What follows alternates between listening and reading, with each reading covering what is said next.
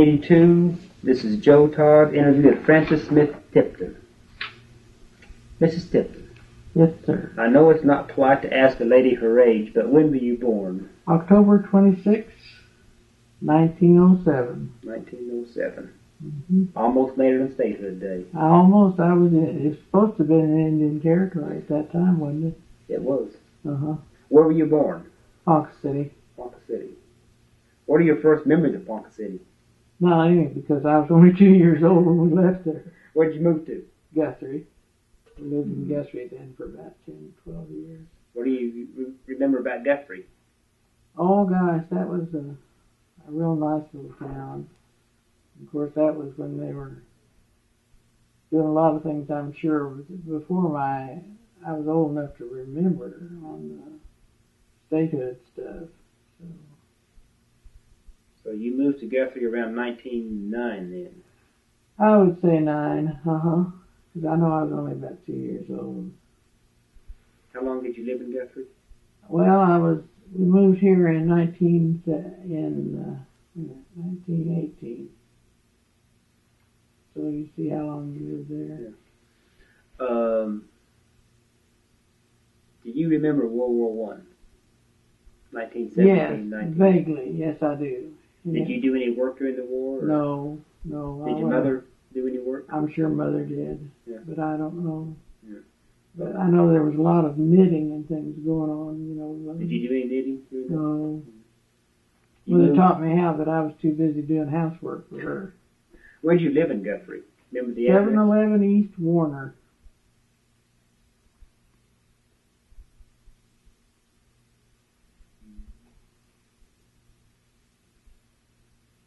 And just what are your memories of Guthrie at that time? Oh, we lived on a railroad. In our streetcar. I'll get it right pretty soon. The streetcar ran down in front of our house there on Warner. And went up the top of the hill, and there was your big Masonic organization now. I remember that, and we had a park out there, and we used to go always out to the park right across from it. What was the name of the park? I can't tell you. I can't remember that. I really can't. Was that a Masonic temple back then?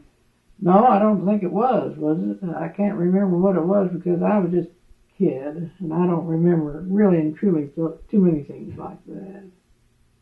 In 1918, what was your first impression of Oklahoma City? Oh, I thought it was the biggest place I'd ever seen in my life. How big was it? Probably 80,000, 80,000. Because I think when they got to be 80,000, they celebrated down here. And we rode the streetcars. Of course, everybody didn't have cars. And I went to the old First Presbyterian Church down there on 9th and Robinson. And I've been a Presbyterian for all these years. But, do you remember Armistice Day? Yes. November 11th, 1918? Yes. What'd you do? We all got out horns and tooted them and everybody, and they had a huge newspaper, and the whole front page was a big dove with peace written on it. I never will forget that. Mother had it for years. We saved that newspaper. Our house burned, and we lost a lot of papers and things. Mm-hmm. So you were in Oklahoma City when the Armistice was signed? Yes. You just went up and down the streets blowing horns? Blowing horns and doing everything. They have any big dances or anything in Oklahoma City celebration? Or I'm sure that they did. Mm-hmm. And, of course, I was a little bit young. Mother wouldn't let me go to those things. Yeah, you'd have been 11 years old at that time. Uh-huh. Yeah. So I wasn't allowed out. I didn't have it. I'm not like this younger generation. I didn't have a date till I was 17 years old. So. Okay. What were your parents' names? Mr. and Mrs. J. Flem, F-L-E-M, Smith. What was your mother's maiden name? Jenny, Jenny, Cragen, Cragin. Where were they from? Mother was born in Nassau, Massachusetts, and my father was born in Americus, Kansas. And they met and were married in Ponca City. I'm sure that's where it was. When did they come to Ponca City? Do you know? Well, my grandfather, Cragen, was the manager of a big ranch out in the salt plains out there. And it was a corporation type thing where they had very wealthy men in it. And the men, they had all these fancy plates and silverware with their brand on it. It was a half diamond R brand. We used to have a lot of the plates, and my daughter, I gave them to her last year, and she lives in San Antonio. Because she made a big plaque out of this half diamond R crest on the plates and the silverware. What was the name of the ranch? Half diamond R. Half diamond R? Mm-hmm. And I think they have a lot of that out there in the Historical Society. A lot of information on it. Well, it's just the half diamond, like a triangle? Triangle, and only the bottom was open and the R was in the middle. So it's like that, something? Mm-hmm. Yeah, it was the half diamond R, I call it. And I know that my brother, Craig Smith, was the county assessor here for a good many years before he died. And he had a lot of that stuff he took out to the Historical Society. And that ranch was out in the Salt Plains in area? The Salt Plains over there. Uh-huh. And that was your grandfather? That was my grandfather, Craig, from Athol, Massachusetts. What's his first name? Rodney. Rodney Craig. Uh-huh. Okay. And your folks met and married in Ponca City? Uh-huh. What year were they married? Oh, golly. My brother was 6 years older than I, so he kind of, I think they were married probably about 1898 or something. I have some papers at home, but not much that I could look it up probably. Okay, what are your memories of the 20s? Busy. Busy. What'd you do? Graduated from high school, Central High School, and got married the same year.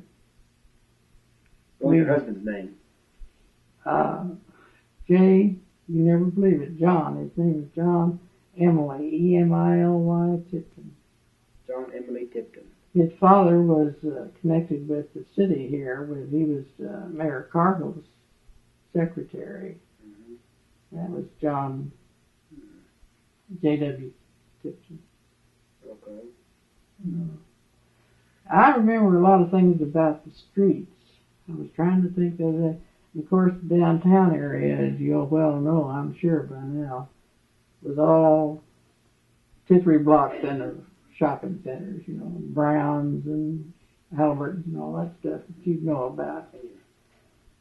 But I remember up on Broadway, used to be all the car road, you know. But there was a little church on the corner of, I believe it was 8th and Broadway. And I have never found anybody that remembered that church like I did, but I knew I remembered it. What was the name of it? I don't know. It was a little brown church with a little steeple. 8th and Broadway. Now, there's a church there now that has the Abraham Lincoln window in it. Around... that's Robinson. That's Robinson. Yeah. No, I'm talking about Broadway. It was over on Broadway because I used to get off the streetcar there. On that corner. And I always remember that little church. I never have found anybody that ever knew that. I'm sure it was torn down. Was it wooden or stone? Kind of seemed to me like it was the front of it was stone and the back of it was wooden. Mm-hmm. But we didn't get out too much. Okay, in the Roaring 20s, did you meet any interesting people in that period? Famous or infamous? Yes, in a way I was trying to think of some of the names. Isn't that awful? I can remember a lot of the things we did, but, What are some of the things you did? Oh, we had dances every year, you know. I mean, we had big Christmas dances. Back in the 20s? Oh, yeah. You to Charleston? Oh, yes. I used to do it, too, a lot. But, it was dances and really kind of home things, you know. We didn't, the sororities and fraternities, which were banned for a while, you know, here in the high schools, but they were still going strong then. And I went to Central, and I think there was only 2 or 3 high schools then. Classmen came in later. And it was was really interesting, and it was a real nice, safe time for our lives, I think. People all. Did you wear your dresses short when the flapper look came in? You bet your life. I was above my knees, and my dad nearly died. Then he took me to town. He felt so bad because I felt I was left out, you know, and I couldn't have all the shoes I wanted. He bought me a pair of high-heel shoes, too. And I wore them out during one Christmas season. I said that, so we were busy. So, were you a flapper? Oh, I would say yes and no, but I wasn't too flapperish because I only dated one man in my life, and I married him. What was a flapper? A flapper? Yeah. Oh, a flapper was one who was never without a half a dozen strings of boys behind her. And the most popular girls in school were flappers, you know. And they wore short dresses and danced all the time, and they were always Charleston champs. Anywhere you saw a flapper, you saw a bunch of Charleston going on. But why do they call them flappers? I don't know. I never did know why. I just know they were flappers. Some of the most prominent people in town had flapper daughters, I'll tell you. How short were the dresses then the flappers wore? Oh, always above your knee.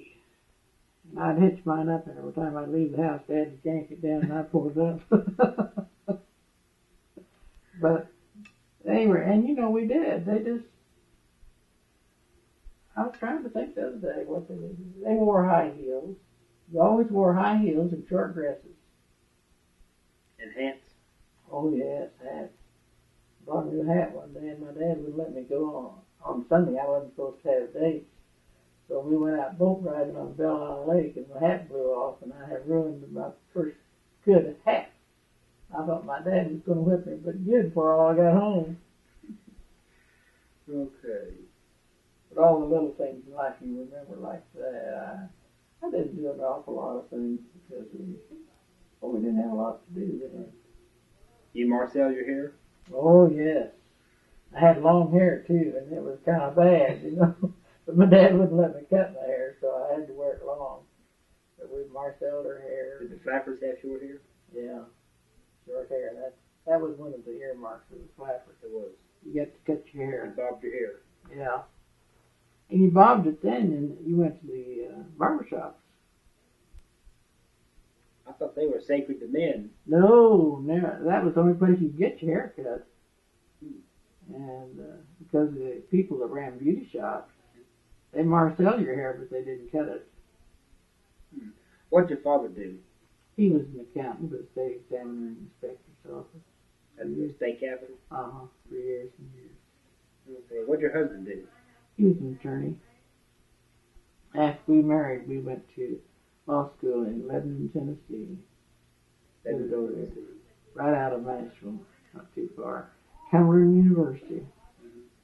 What was Lebanon, Tennessee like? Oh, that was an old backwoodsy town and a lot of Negroes around, you know, where we were boarded and roomed at a place where they had Negro help. Mm-hmm. And the poor old Negro woman would not go to town. They were scared to death the police picked them up, you know. And they'd send me down to get things for them at the dime store. And it wasn't a dime store, it was a racket store then, in those days. What year was this? 1926. We got married in 26. And we went to school there in 26 and 27. Then you came back to Oklahoma City? Then I came back to Oklahoma City and he practiced law. How big was Lebanon? How large? Oh gosh, probably 6,000 people. No more. They had a square built on a square, and I'd never seen that. The stock market crashed 1929. Yeah. What'd y'all do? What was your reaction to that? Well, I had a baby then. And I'll tell you for sure, you could go to the grocery store and you buy $5 worth of groceries. It'd last you a month if you had the $5. That was after the crash? After the crash. During the Depression, what'd y'all do? That was just about it. We just pinched corners. I remember Mother, in the wintertime, see, we couldn't afford always to pay the gas bill. So we wouldn't burn the gas to speak of, but Dad had an old monkey stove we put up in the dining room and burnt wood out of the... What the monkey stove look like? Round like this, so big with one door in the center. How big around that? A foot in diameter? Or? Yeah, just about a foot. And then it had a flat place on the top with a lid in it, so you could cook a pot or something up there. But it could cook on it? Yeah, oh yeah, she'd cook on it. We did all our cooking and stuff. What about the stovepipe? Where'd it go? Well, it went up through the ceiling out the side of the house. Mm-hmm. I know we had one.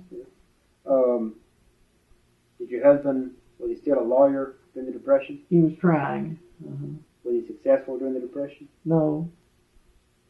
How'd you all survive? You know, that's kind of hard. We all lived together. You all lived together? My father-in-law and mother-in-law, and we lived with them. Part of the time we lived with my mother and Dad. And Dad and Mr. Tipton were the only ones really that had any income because John didn't make anything. Mm-hmm. What did your father-in-law do? He was the secretary to OA Cargo. That's right, you mentioned that. Mm-hmm. And so you lived with your father-in-law and then your father for a while. Yeah. Mm-hmm. And so your husband tried to be a lawyer in the Depression? Yeah, he did. And he didn't do too good. Was he connected with the CCC program? No. Now my father, now I can't remember whether it wasn't CCC, but he had some kind of a government job whereby they had the old Bass building downtown. And on one floor you had a bunch of stenographers and they were typing up some forms, and then you went up to the second floor and they sent all those forms up there and they retyped them up there. And then you went to the third floor and they retyped them the third time. That's where you kept all those people busy. Huh. So that I remember. Was that a WPA program? Was it? I don't really think it was WPA, but it could have been. Were you connected with that anyway? No, I was not. How about your father or your... My dad was. And I used to go by and see him a lot. Where did he work? Where was his office? He was in that Bass building, that old Bass building there. It was on Main and Walker, isn't it? I think so. I'm sure it was. Main and Walker. On the northeast corner. What did CCC do around Oklahoma City? Oh, they built all these things in the parks, as I remembered, and they cleaned up the little city parks and built benches and tables and things out of rock. And they did it out in Northeast Park now. It was quite a popular park at that time. In fact, it was one of the few, except when you go clear down south. Northeast Park. Where is that? Where the zoo is now. Okay, where Lincoln Park is now. Okay. It was called Northeast Park then. And the streetcar ran out there. Was there a zoo there then? Just very little. Yeah. Was Will Rogers Park there at that time? No. Okay. It wasn't there, and I was trying to think how, when we moved over, we lived in a 700 block, 713 on Northeast 12th. We're sitting right underneath the Presbyterian Hospital now. Because they took that whole block of homes, and made made Northeast side, all Presbyterian Hospital. But we went to when you came home, the streetcar stopped right there at the corner of 13th and Lindsay. And then it went all up around the Capitol. There was nothing up there where there are those old big homes when we first moved there. December 7th, 1941, Pearl Harbor Day. Oh. What were you doing? Typing a report from my father when that thing came across the radio. In the Bass building? No. Where were you? We lived out in the country. It was just about a mile. It was at 36 in Ann Arbor. And my husband and I had found this place and bought it. It was a big old 2-story house. And I did all the typing for Dad because he was at that time on his own. He was a municipal accountant. And he used to do all of his in December 5th, I know what we were doing exactly. You do? Because I was wondering what I was going to cook for dinner. Mm-hmm. And I started in the kitchen and this stuff came across the radio and we didn't eat till 9 o'clock that night before we all were so excited over this other thing. Mm-hmm. And I was typing when that thing came on the radio. There was a radio too, you know that. Mm-hmm. And what was your reaction to it? I was shocked and mad and upset. Yes. Didn't feel like mad at the Japanese. Oh yes. Then I had an aunt that lived in San Francisco who worked for the government as a matron out on one of the big islands out there. And she came through Oklahoma City bringing a bunch of Japanese women and things and took them somewhere down in Texas too. They were interned down there. Hmm. You know what part of Texas they were interned in? I have no idea. I think at the time she wouldn't tell us because she wasn't supposed to tell us. And she came back through here, but that was during, of course, that war business. What did you do during the war? Kept house. Did you do any work for I the soldiers didn't. that came through? Or? No, because we didn't have a lot of that here. Because we weren't close enough to some of these places, for them. Of course, the trains all ran, and they were loaded to the gills, but I didn't do very much. Dad had me working with him an awful lot. What did your husband do during the war? Well, at that time we were divorced, so I couldn't say what he did during the war. But he wasn't able to get into the service. He didn't have the help. What about your kids? Have any kids that... I had 3 daughters by that time. Did they do any work? No, they were too little. Too little? And so I worked off and on, and then I really started working pretty steady then. I was doing bookkeeping work at that time. We call it bookkeepers. Yeah. For your father or... No, for my own then. Who did you work for? Well, I started out and worked for Melanie Oil Company, the oil company here, and then I went to work for the Board of Education. I worked there about 5 years. Then I went downtown and worked for Craig Drilling Company. You say the Melody Oil Company? Malerney, M-A-L-E-R-N-E-E.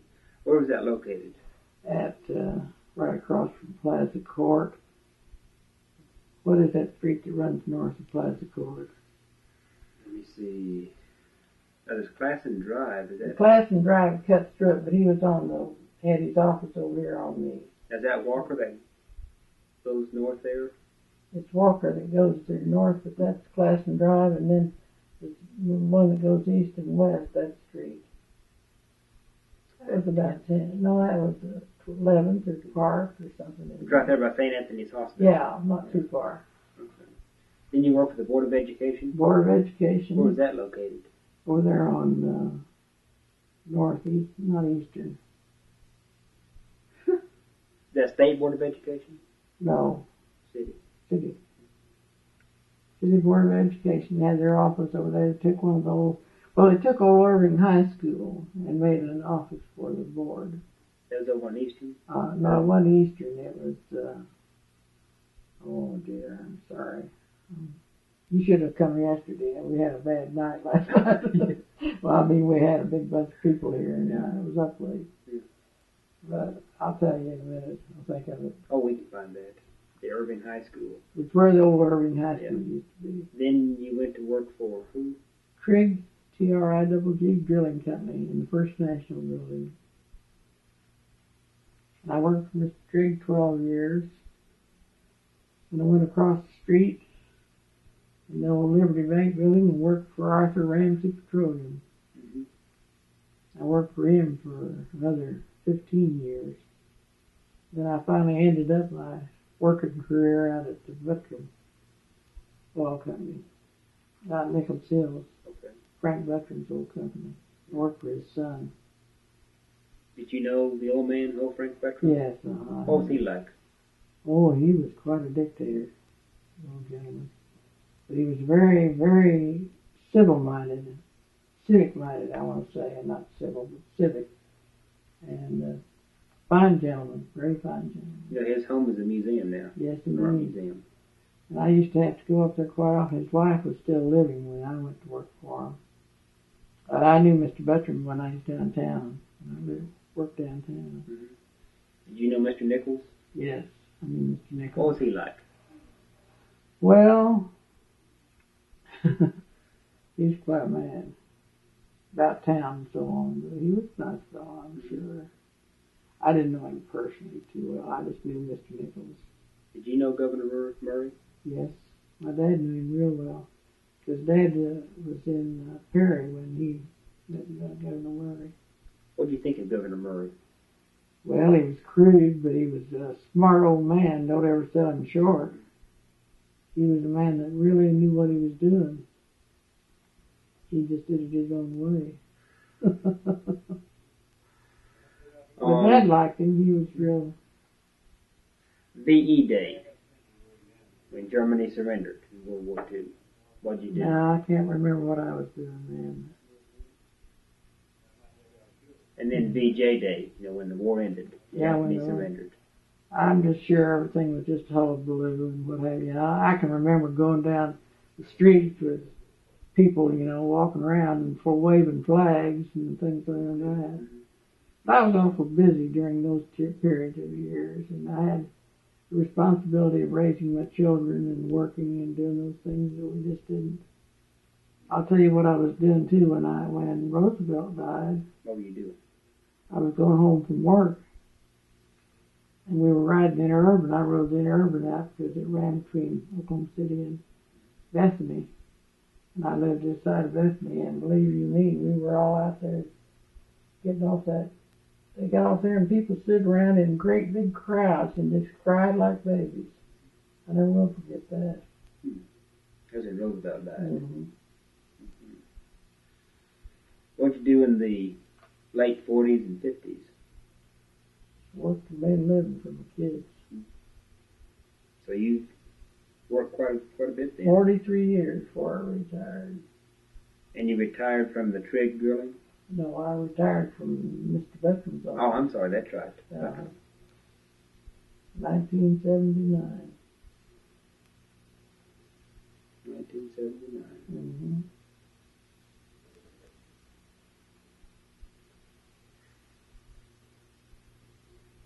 I worked a long time for him. Mm-hmm.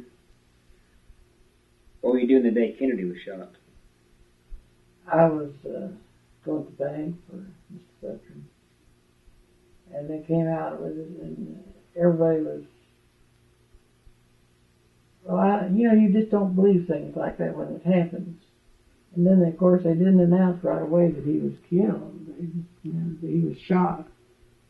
It was hours before anybody knew that he was really dead. But I was downtown to the bank on First Liberty. Okay. Any comments about your childhood that you want to make? Had a very happy childhood. Wonderful childhood. How many kids do you have? I have 3 daughters. Mother and Dad had 5 children. We had happy. We didn't have anything, but then who cares? We were happy. What they had, we had. Well, that's like when I was a child. We didn't know we were poor till someone told us. I know it. That's the truth. We didn't know we didn't really have everything. Had lots of friends and good friends and people that have really since died. I don't know very many people. Oh, I wanted to ask you about the Dust Bowl. Oh, that was terrible. How'd you keep the dust out of your house? You know, right, we lived here in Oklahoma City. I mean, I say here because I lived in Oklahoma City practically all my life. But we didn't have too much of that here. It was out in the western parts of the state that they had it. And it was pretty bad out in there, I'm sure, because we care about it and read about it in the papers. But I remember we used to have 2 newspapers. We used to have the Oklahoma News. I'm sure you knew that. And then when we had the Oklahoma Journal, at least we had 2 newspapers. But now we have 1 newspaper. Okay. I think that covers everything. Well, I hope I've done something good for you. Anyhow, I think you have. my daughter is quite a The oldest one, she's a teacher out in California. And the last time she was here, this last summer, we went out to the historical building. She was working out a genealogy on the family. So she probably would have a lot more to tell you than I could tell you because she's smarter than I am. Right. Well, that's where this information is going. In the old history program at the historical society. Oh, is it really? Well, great. That's just wonderful. Well, I'm